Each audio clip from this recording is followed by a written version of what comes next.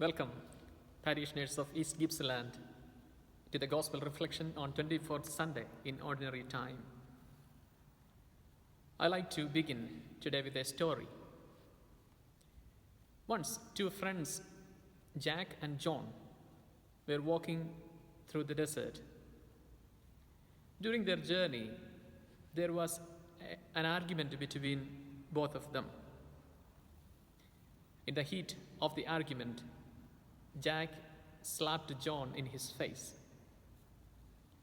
John was hurt.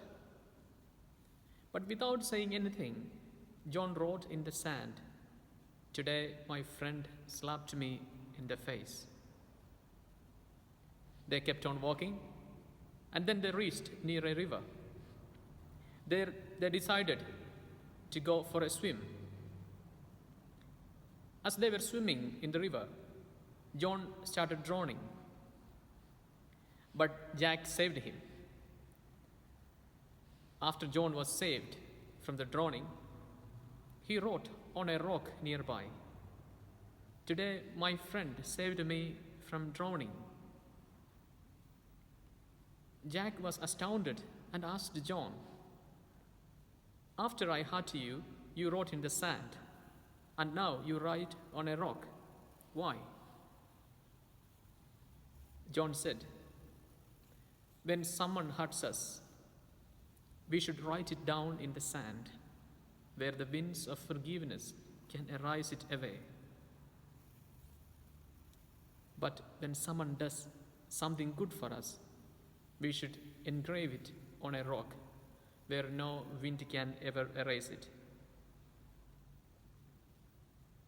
Last Sunday in the Gospel, Jesus wanted us to correct the faults of our brothers and sisters.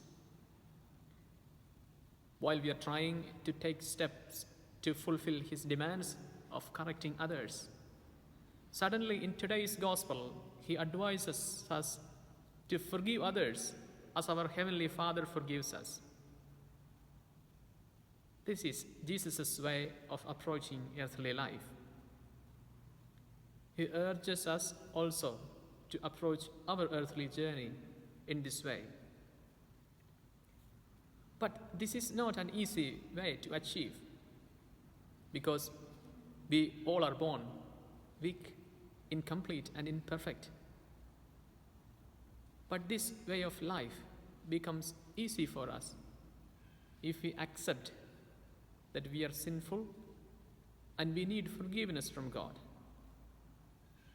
Then, to be forgiven by him, we need to fulfill his conditions, namely to forgive our own brothers and sisters. This is what Jesus tells us in today's gospel parable of unforgiving servant. Forgiving someone who has done wrong to us brings healings to us. As we all know, it is always a burden to carry grudges and resentment against someone. It makes us mentally sick. Forgiveness also brings healing to the other and binds our relationships once again. There are millions of people who have maintained their relationship with their spouses, with their children, parents, and siblings, and surely with the community members. They all will testify this truth. Forgiveness has been the key element in keeping their relationship intact.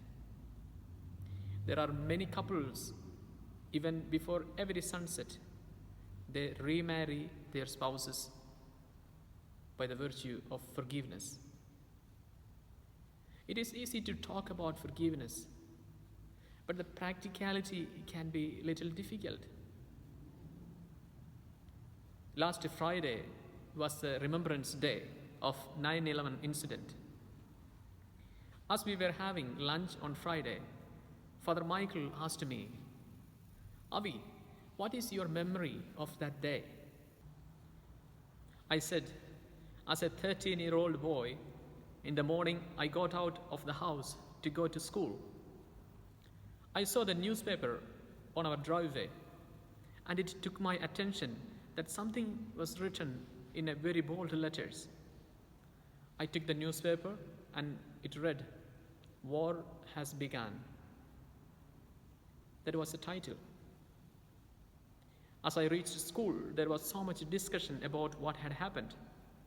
And as soon as I arrived back from the school, I read the newspaper and got to know all about the incident. I also told Father Michael that I still remember the name of one of the hijackers and remember his face very clearly, which was printed on the newspaper. His name was Muhammad Atta. For me, his face was the face of devil. It was the face of evil. As I was preparing this reflection, it came to my mind that there still remains some anger towards that face in my mind. I find it hard to forgive to that man, although he killed himself in the incident. That is why sometimes it becomes very easy to talk about forgiveness, but the practicality of it is very difficult. This is true for all of us. This is when the supreme act of Jesus on the cross, reminding us to become a source of forgiveness to the entire humanity. When adversities arise in life, we should become a people who can repeat those words of Jesus on the cross. "Father, forgive them, for they do not know what they are doing." This Sunday, we remember it as Child Protection Sunday, a Sunday to remind everyone of our commitments to protect our children from any type of abuse or harm done to them. For many people and victims, the harm done to them is unforgivable and incurable. The wounds are very fresh in their minds. Let us join our pain and wounds with the pain and wounds of Jesus on the cross. And together with him, let us say, "Father, forgive them, for they do not know what they are doing."